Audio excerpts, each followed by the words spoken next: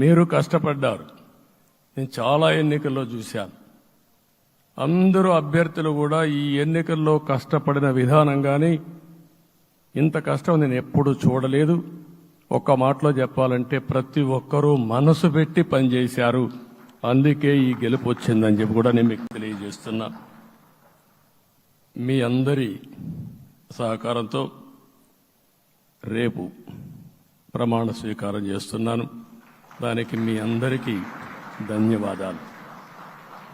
రేపు ప్రమాణ స్వీకారానికి నరేంద్ర మోడీ గారు ప్రధానమంత్రిగా వారు వస్తున్నారు. అదే మరిగా ఎన్డీఏ నాయకులు వస్తున్నారు. ఇది ఒక అరుదైన అనుభవం. అంటే నేను 4వసారి ముఖ్యమంత్రిగా ప్రమాణ స్వీకారం చేస్తున్నాను కానీ ఈసారి దీనికి ఉండే ప్రాధాన్యత, ప్రజలు మన మీద పెట్టుకున్న నమ్మకం, నష్టపోయారు, ఇబ్బందులు పడ్డారు, మన మీద హోప్ పెట్టుకున్నారు. తిరిగి నేను ఒక్కడినే చేసే కార్యక్రమం కాదు. అందరం సమిష్టిగా మళ్లీ ప్రజలకు రుణం తీర్చుకునే సమయం ఆసన్నమైంది. దానికి ఈ రాష్ట్రానికి పూర్తిగా కేంద్ర సహకారం అవసరం. నిన్న పోయినప్పుడు కూడా నేను చాలా స్పష్టంగా కేంద్ర నాయకత్వాన్ని కోరాను.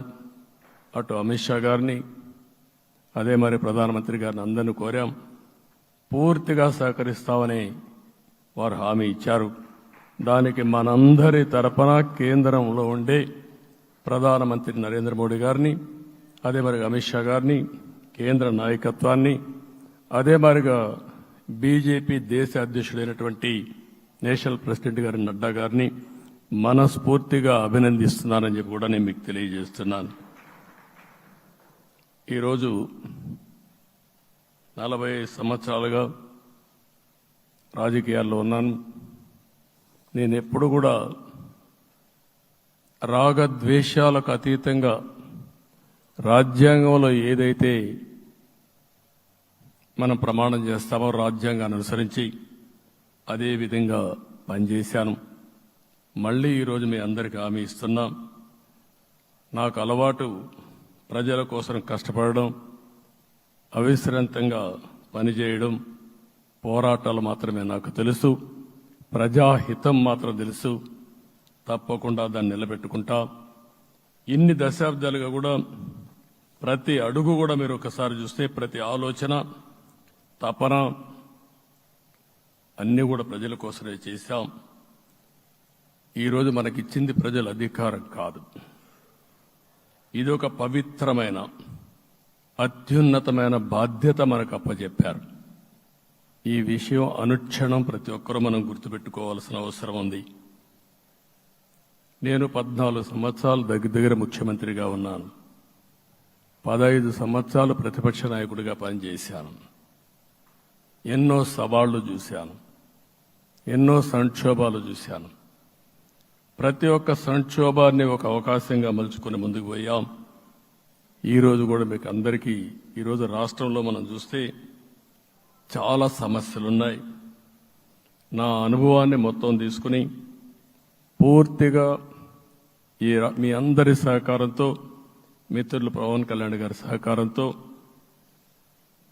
పేద ప్రజల జీవితాలను మార్చడానికి అనునిత్యం ఆలోచిద్దాం. అది చేసి మన నిజాయితీని, మన కృతజ్ఞతని ప్రజలకు తెలియజేద్దాం.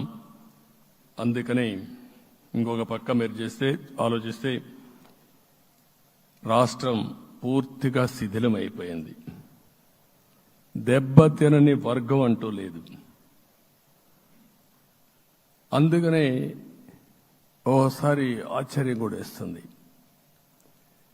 ఈ రాష్ట్రం నుంచి కూలి పనుల కోసం వేరే రాష్ట్రాలకు వెళ్లిన వ్యక్తులు సొంత డబ్బులు పెట్టుకుని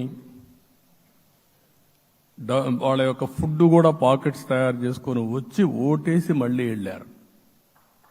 ఇది ఊహించని పరిణామం. ఇక్కడుండేవాడు ఓటేయడం ఒక ఎత్తైతే, పేదవాడు చిన్న చిన్న పనులు చేసుకునేవాడు కూడా వచ్చి ఓటేశారు. ఎక్కడో అమెరికా, ఆస్ట్రేలియా, ఆఫ్రికా విదేశాల్లో ఉండే ఎన్ఆర్ఐస్ అయితే లక్షల రూపాయలు ఖర్చు పెట్టుకొని వచ్చి పనిచేశారు. లక్షల రూపాయలు ఖర్చు పెట్టుకొని వచ్చి మనకు ఓటేశారు. నా జీవితంలో ఎన్నోసార్లు ఎన్నికలు చూశాను కానీ ఈసారి ఒక బాధ్యతతో ఓటర్స్ ప్రవర్తించిన తీరు శాశ్వతంగా తెలుగు జాతి చరిత్రలో మిగిలిపోతుంది. అది ఈరోజు జరిగిన విషయం మనం గుర్తుపెట్టుకోవాలి. మనందరం ఒకటే గుర్తుపెట్టుకోవాల్సిన అవసరం ఉంది. ఏ అహంకారంతో విర్రవీగిపోయారో ఆ అహంకారం కూలిపోయింది.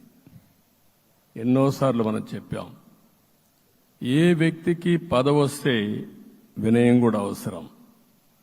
పదవి వచ్చిందని విర్రవీగిపోయి రేపనేది లేకుండా ఉంటుందనుకుంటే మాత్రం ఇదే జరిగే పరిస్థితి వస్తుంది. అయితే మీ అందరినీ నేను కోరేది ఒకటే, ఇవన్నీ ఒక కేస్ స్టడీగా మీరందరం స్టడీ చేసుకోవాల్సిన అవసరం ఉంది. ప్రజలు బూతులు మాట్లాడే నేతల్ని, అరాచక శక్తుల్ని, అవినీతి పరుల్ని చూశారు. పాలకులంటే ఎలా ఉండాలో చూశారు. ఈ 5 సంవత్సరాల్లో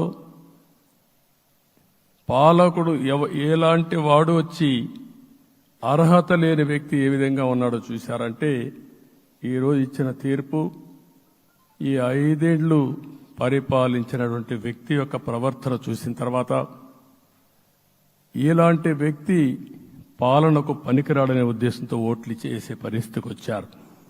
ఇది నా ఉద్దేశ ప్రకారం ఒక కేస్ స్టడీ అవుతుంది. మనందరం కానీ జాగ్రత్తగా ఆలోచిస్తే. కానీ మనం కూడా అదే విధంగా కక్ష తీర్చుకోవాలి అని కానీ మనం ముందుకు పోతే మనకు కూడా సమస్య వస్తుంది. అదే సమయంలో ఒకటే చెప్తున్నా, తప్పు చేసిన వాడిని క్షమించి పూర్తిగా వదిలిపెడితే కూడా మళ్ళా అలవాటుగా మారుతుంది. తప్పు చేసిన వాళ్లకు శిక్ష పడవలసిన అవసరం ఉంది. చట్టపరంగా శిక్షించాల్సిన అవసరం ఉంది. అదే సమయంలో విధ్వంస రాజకీయాలు, కక్షా రాజకీయాలు కాకుండా ఇవన్నిటిని ప్రక్షాళన చేయాల్సిన అవసరం ఉందని చెప్పి కూడా నేను మీకు తెలియజేస్తున్నా. ఇంకొక పక్క 5 ఏళ్లలో ఎన్నో సంవత్సరాలు చూశాను కానీ కార్యకర్తలపైన దాడులు, హింసా రాజకీయాలు, అక్రమ కేసులు, వేధింపులు, కడాన సోషల్ యాక్టివిస్టులు కూడా ఇష్టానుసారంగా కేసులు పెట్టి హెరాస్ చేస్తే నిద్రపోకుండా వాళ్ళు కాపాడుకున్నాం. ఇంకొక పక్కన అన్ని పార్టీలకు 3 పార్టీలకు అనుభవం ఉంది. ఈరోజు మీరు చూస్తే ప్రాణాలు తీస్తూ అరాచకంగా ప్రవర్తిస్తూ తెలుగుదేశం పార్టీలో ఒక ఉదాహరణ చూసినప్పుడు అన్ని పార్టీలకు వర్తిస్తుంది. ఏదైతే మన పార్టీకి వ్యతిరేకంగా నేను ఆ పేర్లు చెప్పకూడదు కాబట్టి చెప్పలేదు కానీ స్లోగన్ ఏమంటే కడాన మెడ మీద కత్తున్న జై తెలుగుదేశం అంటూ ప్రాణాలు వదిలిపెట్టే పరిస్థితికి వచ్చారు. ఇది ఊహించని పరిణామాలు. ఇవన్నీ ఇప్పుడు కూడా కళ్ళ ముందర తిరిగే పరిస్థితి వస్తుంది. అందుకే ఈరోజు మనందరం కూడా ఇవన్నీ గుర్తుపెట్టుకొని, నాకు జరిగిన అవమానాలు చూశారు. నేను అందుకే మా కుటుంబానికి జరిగిన అవమానంతో నేను కూడా భరించలేక బయట వచ్చినప్పుడు ఒకటే శపథం చేసి వచ్చాను. ఆ శపథం, ఇది గౌరవ సభ కాదు, ఇది కౌరవ సభ. ప్రజాక్షేత్రంలో గెలిచి మళ్లీ ఈ సభను గౌరవ సభగా చేసి అడుగు పెడతానని చెప్పి శపథం చేసి బయట వచ్చాను. ఓసారి ఇవన్నీ చరిత్ర. ఆ శపథాన్ని ప్రజలు గౌరవించారు. గౌరవించిన ప్రజల్ని నిలబెట్టే బాధ్యత